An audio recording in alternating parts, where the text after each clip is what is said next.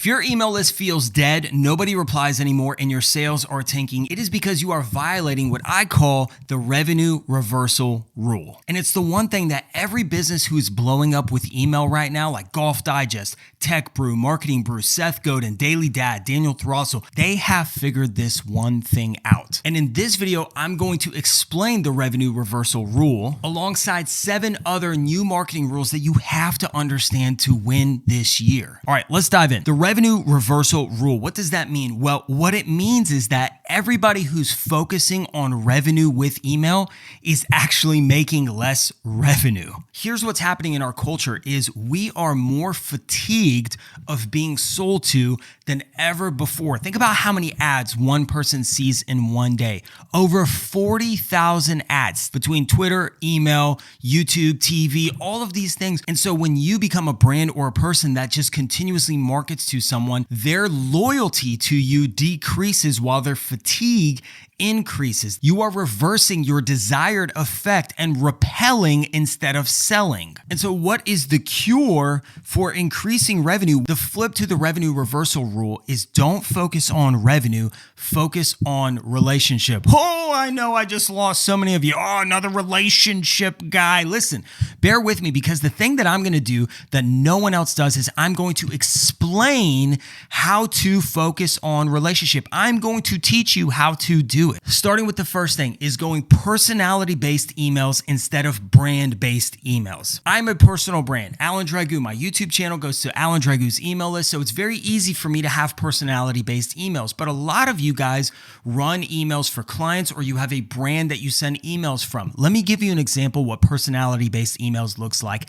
in that scenario. So I used to write emails for my friend, Phil Bonelli, who runs Hopewell Farms. Before I came into the picture, Hopewell Farms was sending a weekly email, just like most people do, from Hopewell Farms. And this is the generic platitude style email that is dying. He would send a weekly updated email about what's happening on the farm, discounts, what they sold, all this good stuff, right? It looked like a bulletin. But when I came in, I said, we're going to do things a little bit differently. We're not going to make the emails come from Hopewell Farms. We're going to make the emails come from Phil at Hopewell. So what I did was I injected Phil as the person behind the brand. You could do this with any brand. It could be the CMO, the CEO. It could just be someone interesting on your staff. Honestly, it doesn't have to be someone who's high up in the company. It has to be somebody with a lot of personality. In my case, it just happened to work out that Phil is a very optimistic, bombastic, high energy guy. So writing in his voice was super fun and super easy. And instead of those weekly bulletin emails, what we did was we started telling stories behind the brand, which leads me to point number 2, stories over sales. Every week, Phil would send from Hopewell a sale that they were having. But we didn't talk about the sales because when all you do is talk about the sales, people don't buy from you until there is a sale. But if you tell stories about the brand and about their issues and their problems, then people will buy based off relationship and not based off discounts. So every week we'd be sending emails about what was happening at the farm, or we'd be making fun of other brands who were selling an inferior product and doing it at a markup. We would tell these great stories that would get people to reply and nod their heads and be like, oh my God, I saw that too. And that was crazy. And it would get them to like us, know us better, know what was happening behind the scenes. And so they built a relationship for us. And what ended up happening is Hopewell Farms used to get $100 to maybe $300 worth of orders when they sent their email. Now, this is a very tiny list, maybe 1,000, 2,000 people at the time, very tiny list. But when we started doing our personality-based, story-based emails, we increased the sales to 1,000, 2,000, 3,000 every week, and it continued to grow instead of spiking up and down. This is the power of storytelling and personality-based emails. People buy people, not products. You have to get that through your head. They're buying you first, and then they're buying the product, which leads to number 3 tactic of how you build a relationship, and that is you create an email experience. Ben Settle calls this world building. And one of the most tactical and practical ways to build a world is to write your emails in with settings and characters that become familiar to the reader. Think about Harry Potter, right? You're always at Hogwarts and you have Hermione and Harry and Ron, and you have these cast of characters that come in and out. You're doing the same thing but with email. So I created a cast of characters with Hopewell Farms. You got Farmer Phil, you got the farm dogs, right? I always had the farm dogs who are always doing crazy things on the farm. I had his wife, Lindsay, and then I had one of the farm workers named Ron, who was hilarious, always doing crazy things at the farm. That experience that you create becomes a world that people become familiar with and even addicted to being a part of. It's why novels do so well. It's why sitcoms do so well, because you know Ross and Rachel, and you know Kramer and Elaine, and you know these people, and you develop a relationship with them beyond just the person you're writing the emails from. Then the next thing, number 4, is turn your emails into a saga. Instead of every email being an individualized story or an individualized sale or experience or whatever it is, let the stories build on top of each other. For example, again, when I was writing for Hopewell Farms, I told multiple stories about how we were increasing the equipment at the farm to be able to process more chickens, to be able to do more sales and things like that. But I turned it into a fun saga where the wrong equipment was delivered and then the guy installed it wrong and we had to send it back. And I turned it into this hilarious saga that people were just wondering, when are you going to get your new equipment installed? So we took something seemingly boring that could have been an update. Hey, just so you know, we have upgraded our equipment to be this, to process.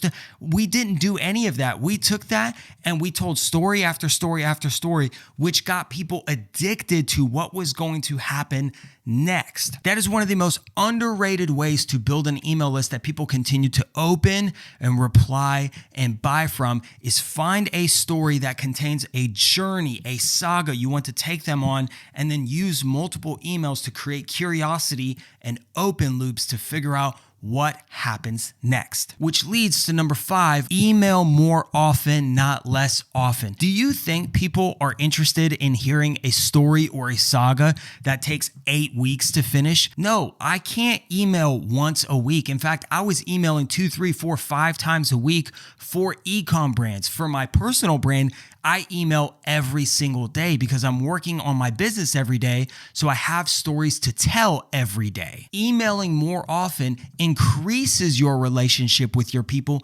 not decreases. Think about it. If I had coffee with my wife every Sunday at 8 a.m. and I just gave her a wall of updates that happened in my week and then I just left, do you think my relationship with my wife would be good or not so good? It would be not, it's not going to be good. I'll tell you that right now. It's not going to be good. But what if every morning I made myself a cold brew, I got some sparkling water, I sat her down and I said, hey babe, check this out. This is a hilarious thing that happened to me yesterday. We went, she replied, I talked back and forth, and then we did it again the next morning, and the next morning, and the next morning. You have to think about your email list as a two-way conversation, and that when you are emailing daily or at least multiple times a week, because what it does is it continues to build the relationship. It gives you an opportunity to tell more stories, to build the experience that gets them into your world more often. And if you're using personality-based, story-driven emails exactly like I'm telling you, you will do far better than 99% of the other brands who are just shouting and touting discounts at people. Which leads to number 6, which is minimal over mass. Emails that I send and the biggest brands in the world are sending are very simple emails. It is mostly a plain text email with maybe an image or two dropped in throughout. It's not these beautiful design emails with colors and blocks and all these things that you send to a design team. No, it looks like you honestly just opened Gmail, started typing some stuff, maybe threw in a picture or two and sent it off to grandma. Like your grandma should be able to read your emails and think that it was a one-to-one email based on her. Because remember, this goes back to the revenue over relationship. If people are opening your emails and it feels like a mass email, they're immediately going to be turned off and they're going to archive it. They're going to unsubscribe. They're going to move away because they don't want to be marketed to. It's the same thing like when you get home and you take the mail out of your mailbox. What do? You instantly split your mail into 2 piles. Personal mail, marketing mail. And what do you do with the marketing mail? You immediately throw it in the trash. You don't even open it. You open the mail that looks personal. Email is the exact same experience. And so when you have a minimal approach to your email designs, then you give yourself and your readers the opportunity to get sucked into your world, to get sucked into your stories, and then become addicted to not just today's email, but tomorrow and the next day and the next day, which leads me to the last point that you need to write highly addictive emails. And that is to have an insanely recognizable voice. Having a writing voice has never been more important. More people are using Claude and ChatGPT and all of these things to write their content. And what it is doing is it's making everyone sound exactly the same. I mean, think about it. Think if every business used the same colors, like McDonald's uses red and yellow. What if Best Buy also used red and yellow? What if Chipotle also used red and yellow? What if every brand you knew used red and yellow as their brand color? So you would look at that and say, everybody looks the same. And so you can't really tell the difference between all of these brands, and your brain begins to neurologically filter out all of the things that look, feel, taste, smell, and see the same, which is why today you have to sound different. Whether it's your emails are really funny, or you use dry humor, or your emails are really short and spiffy and fast, or whether you write very sophisticated and smart, you have to find that magic tone of yours that makes people open it and immediately recognize, oh, this is Phil from Hopewell. This is Alan Dragoo. It's never been more important to dial in your voice. The best example of this was the Wendy's Twitter girl. The girl who was the writer behind Wendy's. What she did was, instead of being every boring brand on the internet, she had a savage voice. She trolled everyone. She trolled McDonald's. She trolled Starbucks. She would make fun of every other fast food restaurant from the Wendy's account, and it was hilarious. And so whenever Wendy's tweeted, it was insanely recognizable that it was Wendy's.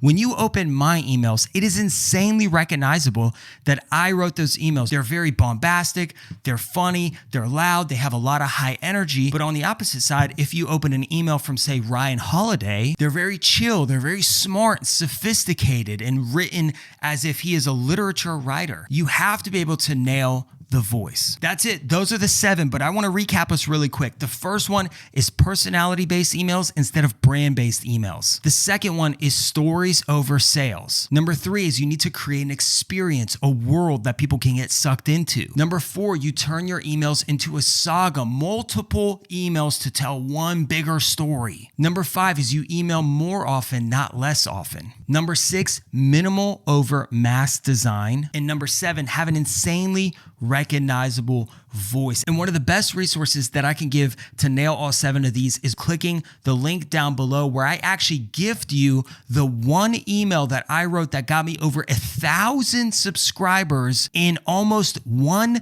night just from this one email. It's highly addictive, highly entertaining, and I think it's going to shape the way that you write emails for the future just with this one email. So grab it, a link in the description below. Like and subscribe to the channel if you enjoyed this video, and I will keep making great content like this for you. I'll catch you on the next one.